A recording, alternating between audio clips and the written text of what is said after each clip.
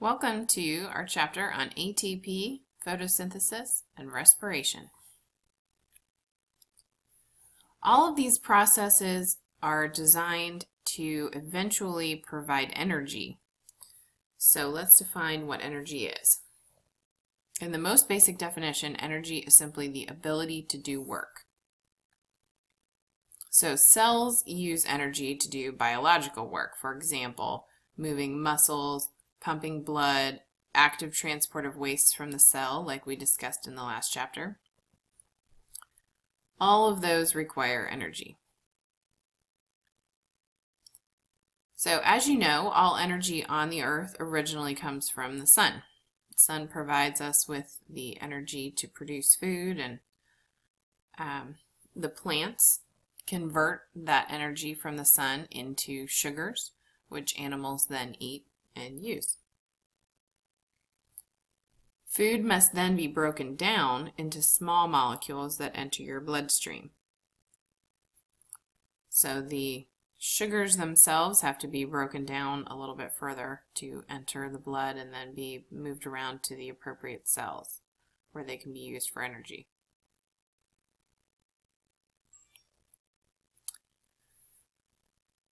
For example, carrier proteins require energy to move substances across the membrane. We talked about carrier proteins in the last chapter. A carrier protein, you can see one blue at the bottom. And this is the phospholipid bilayer, or a close-up of the cell membrane, and the carrier proteins are responsible for pumping things against the concentration gradient, so meaning from low concentration to high concentration. And sugar molecules actually have too much energy, and they can't use, so carrier proteins can't use an entire sugar molecule. A smaller unit of energy is needed. The molecule that provides this smaller unit of energy is called adenosine triphosphate, or ATP. So you can think of glucose like a $100 bill. It has a lot of value for sure, but you can't actually use it if you wanted to get a drink from a vending machine, because the vending machine requires a smaller amount of money, just like a carrier protein requires a smaller amount of energy. So you have to break down a $100 bill into usable pieces like $1 bills, sorry. The ATP molecules are just like those $1 bills. You break down a large, very valuable glucose molecule or sugar molecule into very small, usable parts, and those parts are called the ATP molecules. So here's what an ATP molecule looks like, and we'll talk about how to form ATP and break it down, because that is an ongoing process in cells. So the structure of ATP you can see at the top there. It has an adenine on the right, which is a molecule. We're not going to get into any of the complicated chemical equations and bonding structure and all of that right now, but you can see the adenine molecule on the right. And then there's a ribose molecule in the middle, which is a type of sugar. And there are 3 phosphates on the end. And you can see the phosphorus, the P's, right there on the left-hand side. 1, 2, 3. So the molecule actually begins, the ATP molecule begins with 2 phosphates. And then when a 3rd phosphate is added, the bond between the 3rd and the 2nd phosphate, the last green bond here on the end, stores energy in the ATP molecule, and that allows the energy to be transported from place to place in the cell. So the bonds are actually controlling the excitement of the electrons, and that's how the energy is being held in there. And you can think of it kind of like putting a cap on a battery.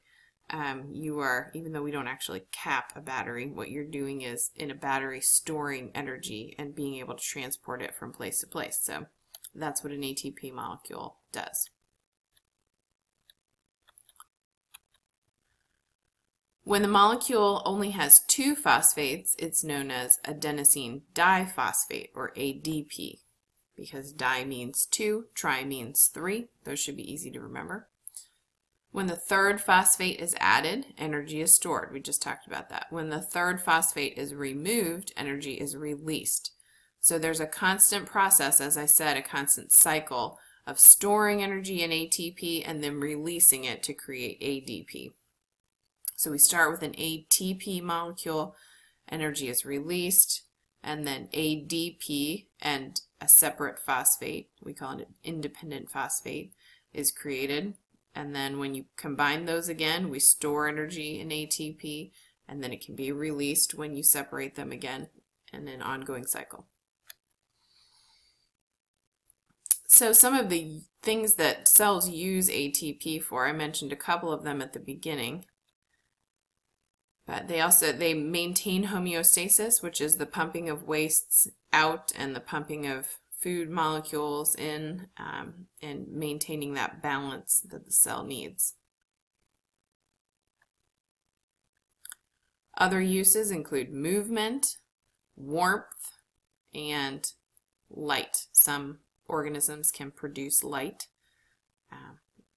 They're relatively rare, but they can.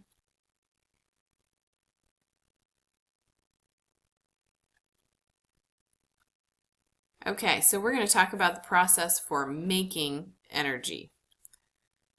All organisms use sugars to produce energy. We talked a little bit about that at the beginning, and that process is called cellular respiration. It's not the same thing as respiration like breathing. This is cellular respiration occurring in an individual cell. Plants are unique, though, in that they can produce the sugars as well as break them down. So producing the sugars is a process known as photosynthesis, and then the plants break down those sugars as well in cellular respiration. All organisms use cellular respiration, but plants can actually produce their own sugars and then also break them down. So we're going to look into both of those processes in detail. All right, let's start with photosynthesis. Now, both the processes of photosynthesis and cellular respiration are pretty complicated. I'm going to try to give you as much bare bones information as possible while still maintaining a high school level of information. So you might still feel like you're a little bit overwhelmed, but we'll do some practice in the worksheets and graphic organizers and coloring pages and things like that. So you will be able to practice all that information. So let's start with the basics of photosynthesis, and most of this I'm betting you know already. As a summary, sunlight is used by autotrophs to make carbohydrates or sugars. Autotrophs are organisms that can make their own food. So that would be plants. Carbohydrates are necessary so that organisms can break them down for energy. So the whole process of photosynthesis is responsible for making the sugars, which then have to be broken down for energy. So making the sugars doesn't do the plant any good if it can't eventually break it down for energy. So in summary, we turn sunlight into carbohydrates or glucose and then break that down for energy. And according to the law of conservation of energy, which you may or may not have encountered already in your science career, energy is never created or destroyed. It simply changes forms. So in this process, we're starting with light energy and we're converting it into chemical energy, which is the carbohydrates and the glucose. And then we are using that for mechanical energy or any other heat energy, whatever type of energy that organism requires. What four items are necessary for photosynthesis to occur? Sunlight, carbon dioxide, which the molecular formula is CO2, water or H2O, and chlorophyll. And you can see the equation for photosynthesis at the bottom, as well as a little diagram on the right.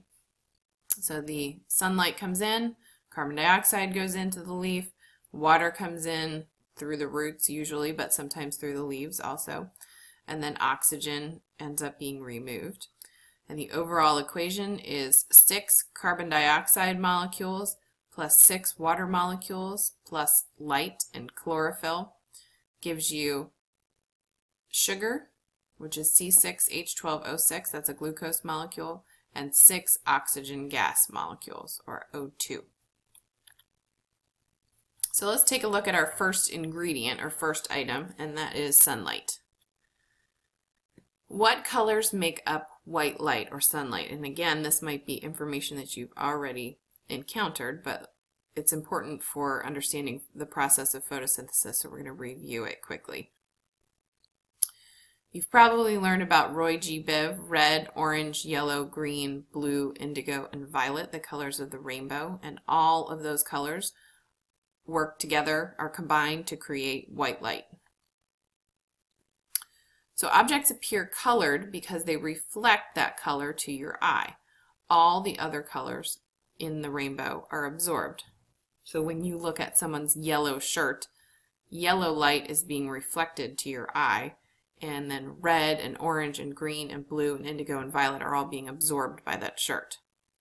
When something looks black to your eye, all the colors are being absorbed, and that's why black is the hottest color, because it's absorbing all the wavelengths of light.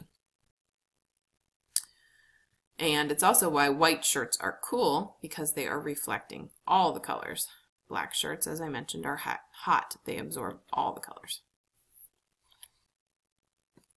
So what pigment in plants causes them to appear green? Chlorophyll. And we talked very, very briefly about chloroplasts when we were discussing cellular organelles, but we're going to get into detail here. So you find chlorophyll in the chloroplasts of cells, and there's a picture of a chloroplast on the right-hand side. Chloroplasts are responsible for trapping the light energy that is not reflected from the plant, and they use this energy to make carbohydrates. So the plant appears green to you because it's absorbing all the colors of light except green.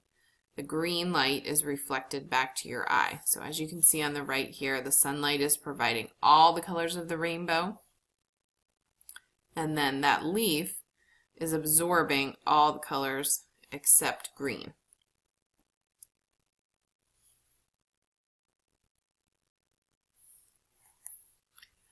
Okay, there are technically 2 stages of photosynthesis, so we're going to work on both of them independently. Photosynthesis can be broken down into 2 major stages, the light reactions and the dark reactions. They are also known as the light-dependent reactions because they depend on light, and the light-independent reactions, which would be the dark reactions because they do not require light. For simplicity, let's break down the word photosynthesis into 2 stages. So this is the way that I like to think about it because it helps you to remember what each process does. Photo is the light reactions. So the photo part of the photosynthesis word, photo means light, and synthesis means making a product or sugar, synthesizing something. So in the light reactions, we use light, and in the dark reactions, we make the product. So there's 2 separate stages to photosynthesis, the photo part and the synthesis part, or the light reactions and the dark reactions. So this is essentially what happens in the light and the dark reactions. The light reactions take in light, and the dark reactions make sugar. So let's start with our light reactions. As I mentioned, this is the photo part of photosynthesis. They require light, and they're going to be using light. In the light reactions, light energy is converted to chemical energy in the form of ATP. So it takes the light energy and it converts it to ATP and some other molecules as well. Light energy hits the chlorophyll pigments, and it adds energy to the electrons that are already in that molecule. The electrons absorb the energy and store it in ATP molecules. Light reactions take place in the thylakoids, which are sacks of chlorophyll arranged in stacks. And we'll take a picture or look at a picture of that in a minute. Electrons are passed along the molecules in the thylakoid, releasing energy as they go. So they release it bit by bit, and I will show you pictures of all of this. And that process is called the electron transport chain, because electrons are passing the energy along a chain of molecules. As the energy is given off, it's stored in ATP molecules. So here's our structure of a chloroplast, and you can see the thylakoid there, which is a stack of, each of these is a thylakoid, and then the granum is a stack of thylakoids. And so we're talking about the chlorophyll. This process, the light reactions are happening within that individual thylakoid sac. And we'll start talking about some of these other areas later. Okay, so here is a picture. And as I wrote here, this is the very complicated version of this process. You can see light comes in and water is coming in, and then oxygen is being released. And all of these reactions here, as light is coming in, there are two different kinds of chlorophyll molecules. But as light is coming into these reactions, it is exciting the molecules, and then the electrons, you can see those little E's, are being passed along each molecule, and they are releasing energy as they go. And that energy is being converted here into ATP. And there's this molecule here called ATP synthase, which is what is converting the ADP and this independent phosphate into ATP. So it's actually creating, from these hydrogen ions, it is creating ATP. So again, this is the very complicated version of it. We're not going to get into all these molecules. But you should know that water is taken in on the left, and the electrons, those blue E's there, are gaining energy from the sunlight. They pass along many molecules as they gain and lose energy until they finally pass it to be stored in ATP. And this is all happening in the thylakoid. So, also in the light reactions, as we just saw, water is being taken in by the plant, and light energy is splitting the water molecules in a process called photolysis. Photo, again, means light. Lysis means breaking apart. So we're breaking apart something from light. And in that process of photolysis, oxygen is being given off. So in the light reactions, we are taking in sunlight, we are taking in water, and we are giving off oxygen. And then we're passing some of those other molecules, like hydrogen, to the dark reactions. And there's a molecule that's called NADP+, which is a molecule that essentially transports hydrogen ions to the dark reactions. So here is our overview. In the light reactions, we're taking in water, we're taking in light, and we are using chlorophyll. Oxygen's being given off. And ATP, which is going to provide us some energy in the dark reactions, and this molecule, as I said, NADP+, takes hydrogen, and then that whole molecule becomes NADPH, over to the dark reactions. So this is really the complicated part. We are going to summarize that here. So you just need to know that ATP and NADPH are being passed to the dark reactions, and that's how they're getting their energy. So remember, we said that the dark reactions don't actually require light, so they need to be getting energy from somewhere. Okay, on to the dark reactions. As I mentioned, they do not require sunlight. The process in the dark reactions is also known as the Calvin cycle. And this is, as I said, the synthesis part of photosynthesis. So this is the part of photosynthesis where the product is being made. In this case, the product is glucose or sugar. There are many steps in the Calvin cycle. It is quite complicated, but we are going to summarize it. Carbon dioxide is taken in and changed into a carbon molecule called glucose. That is as simple as we can get. And now that carbon in the form of glucose is going to be usable for living things, including plants and animals that eat the plants and then take in the glucose.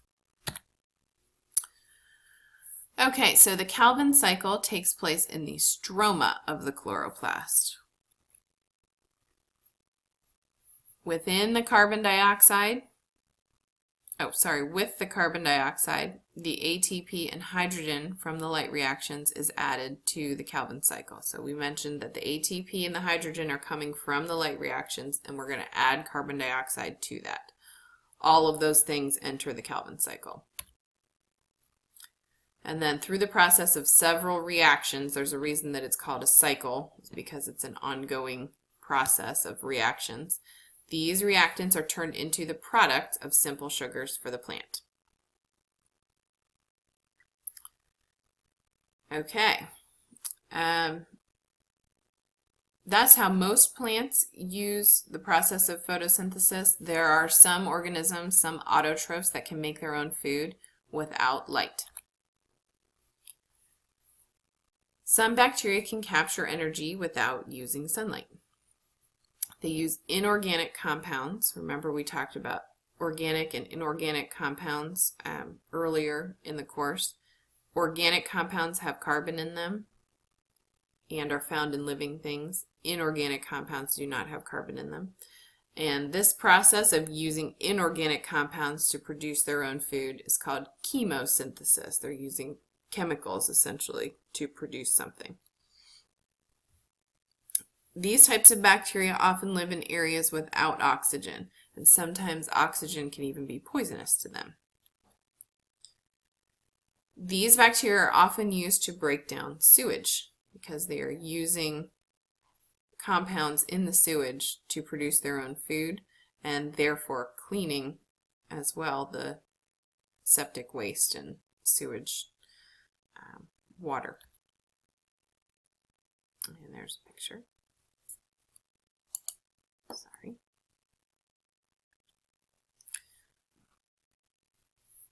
Okay, so the overall equation for photosynthesis is 6 carbon dioxide plus 6 water, or H2O, plus light energy yields C6H12O6, which is glucose, plus 6 O2, or 6 oxygen molecules. Again, the summary is that the process turns light energy into sugar. So this is the overall equation and summary for photosynthesis before we move on here to cellular respiration. Cellular respiration, again, is the process that plants and animals use to change sugars into usable cellular energy. Okay, so on to cellular respiration. Sometimes, just as a reminder, students tend to think that plants do photosynthesis and animals do cellular respiration. Although plants are the only ones that use photosynthesis, cellular respiration, again, is used by all organisms because this is how we are going to create energy, and all organisms require some sort of energy. Okay, the overall equation for photosynthesis, as we said, was 6 CO2 plus 6 H2O plus light energy yields C6H12O6, or glucose, plus 6 O2.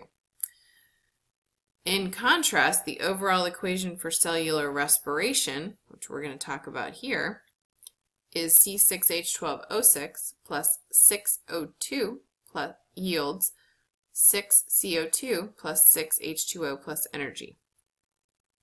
So we are actually breaking down glucose with oxygen to provide us with a waste product of CO2, or carbon dioxide, and water, plus energy. So as you can see, the inputs of photosynthesis are actually the outputs of respiration, and vice versa. The outputs of photosynthesis are the inputs of respiration. Therefore, scientists say that photosynthesis is the opposite process of cellular respiration. Obviously, in photosynthesis, we are taking in light energy, and in cellular respiration, we're giving off other forms of energy usually, but they are very, very, very close to opposite.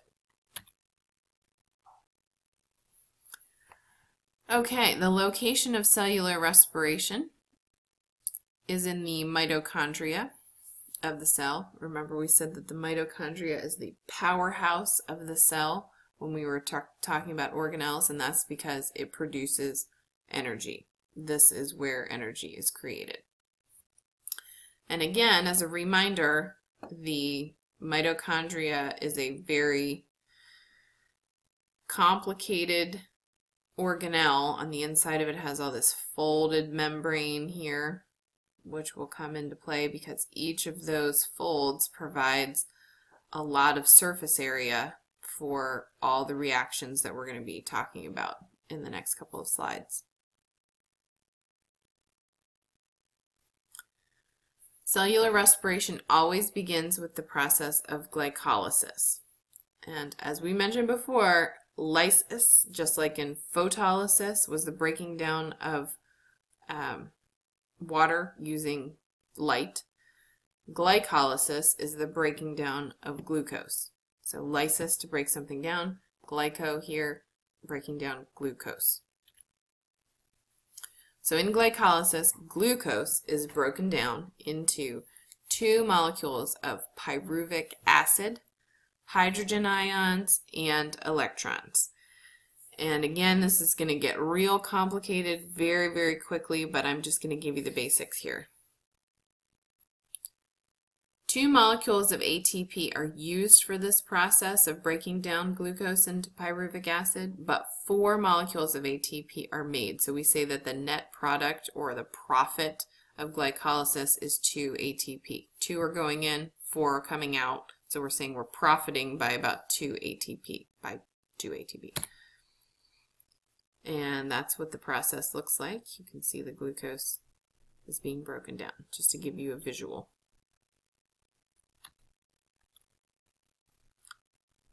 All right, if oxygen is available to the cell from the point of pyruvic acid, aerobic respiration is going to take place. In this case, glycolysis will be followed by the citric acid cycle or the Krebs cycle. Those are just different terms for the same cycle. So aerobic respiration, you need to remember, uses oxygen. This is how normal cellular respiration occurs. If oxygen is present, all of these following processes will occur in the citric acid cycle or Krebs cycle. So in this citric acid cycle, the pyruvic acid will produce acetyl-CoA, carbon dioxide, hydrogen ions, ATP, and electrons. The carbon dioxide we mentioned is a waste product. It's going to leave the cell, and the ions and the electrons travel to the electron transport system, which is going to work just like the one in photosynthesis, where electrons are passed from molecule to molecule, releasing energy and creating ATP.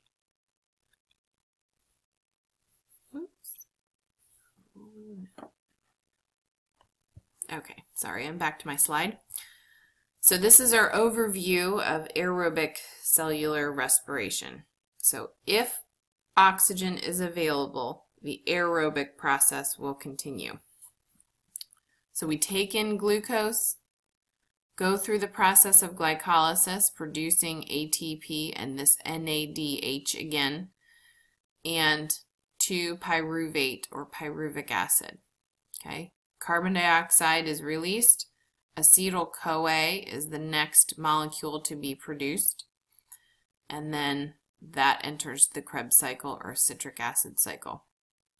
Here we are releasing more carbon dioxide, we're producing more high energy molecules, and a little bit of ATP.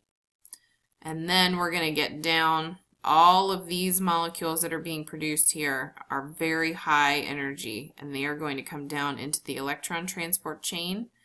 And again, this ATP synthase, this molecule is going to use those high energy molecules and those electrons to produce lots of ATP here, lots of ATP from one glucose molecule. So again, the electron transport chain simply bounces the hydrogen ions and electrons through a series of molecules, giving off ATP at the end of the process, which is our whole goal: create as much ATP from one glucose molecule as possible. This process at the end of the electron transport chain there creates most of the ATP from the respiration process, a total of 34 ATP.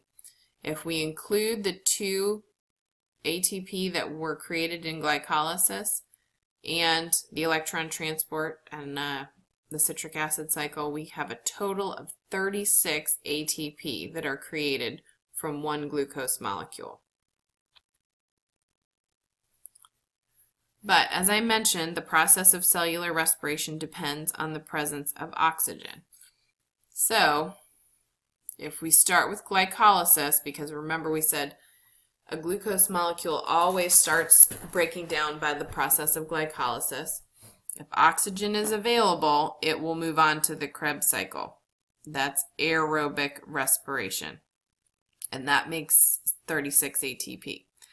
If oxygen is not available after the process of glycolysis, we go to a different process that's called fermentation or anaerobic respiration, which means no air or no oxygen available. That process is only going to make 2 ATP. So you can see my frowny face here. That is not a good product for one whole glucose molecule. So whenever possible, cells are going to try to go through this process. But if there's no oxygen available, and we'll talk about when that might happen, it's going to go through the fermentation process instead. So again, anaerobic without oxygen, anaerobic respiration and fermentation are the same thing. You might be a little bit more familiar with the word fermentation though. So if oxygen is not available, anaerobic respiration will follow glycolysis, as I just mentioned. Anaerobic respiration is also known as fermentation. Depending on the type of organism, one of 2 types of fermentation will occur. So all of these are going to be in the anaerobic category, but depending on which type of organism is going through this process, it'll do one of 2 different things. The first type of fermentation is alcoholic fermentation. This process produces alcohol, specifically ethanol, and occurs in some bacteria and in yeast. And this is how beer and bread are made. Lactic acid fermentation produces lactic acid and occurs in some bacteria and sometimes in animal cells. And we'll get into the specifics, a little bit more of the specifics of both of those. So, in alcoholic fermentation, as we mentioned, yeast and bacteria use that process, and they produce carbon dioxide and ethanol. And ethanol is the alcohol that is used for beer, and that's the kind of alcohol that you drink, as opposed to like isopropyl, which is rubbing alcohol. And carbon dioxide is also produced because it's a type of respiration. We're definitely going to produce carbon dioxide as a waste product. And you can see that in the making of bread, because the carbon dioxide is what makes that bread rise. All right, lactic acid fermentation can, as we mentioned, happen in animal cells. So when your cells don't receive enough oxygen, for example, when you are out of shape and working out, your cells can actually start going through the process of aerobic respiration for a long time while you're working out. But if you are requiring more energy output from your body than the amount of oxygen that you are breathing in, your cells will switch from aerobic respiration to lactic acid fermentation. And the lactic acid buildup in your muscles is actually what makes your muscles feel sore. So when you are more in shape, your cells are going to go through aerobic respiration. They'll work much more efficiently, and you can use oxygen to produce lots of energy. When you are out of shape, then that's why your muscles are feeling sore when you are out of shape, because they're going through the fermentation process and producing lactic acid, because you're not giving them enough oxygen. Your body is not trained to efficiently use that oxygen through the aerobic process. Fermentation, as we mentioned, is a much less efficient process and only produces the 2 ATP from glycolysis. So you will feel sore and you will feel tired because you are requiring more energy than the oxygen that you're taking in. And that's where we will stop for this chapter.